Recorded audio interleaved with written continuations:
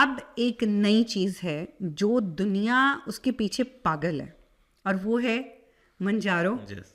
और दूसरा जो है, दूसरा क्या, ओज़ेम्पिक। Ozempic, yes. मतलब ये क्या है? बेसिकली क्योंकि सुनने वाले सारे वो टर्मिनोलॉजी नहीं उन्हें समझ आएगी।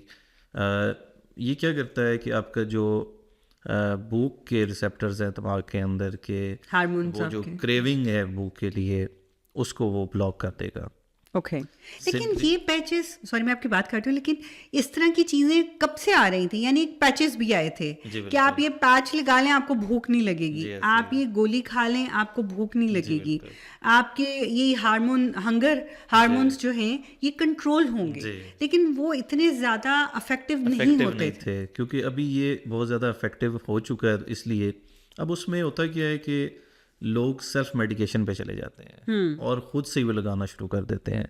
उसका मसला ये है कि उसके बाद वो लोग कहते हैं कि वो मेरा चेहरा जो है वो ख़राब हो गया, ज़ॉम्बीज़ फेस बनना शुरू हो गए, या फिर वो एकदम से इतना ज़्यादा लॉस किया कि अब वो मेंटेन ही नहीं हो रहा, वो नॉर्मल बॉडी स्ट्रक्चर था वो डिस्टर्ब हो गया, या बॉडी पेन्स इतनी ज़्यादा होती हैं। वो सारी चीज़ें इसलिए हैं कि आपने किसी से मशवरा नहीं लिया।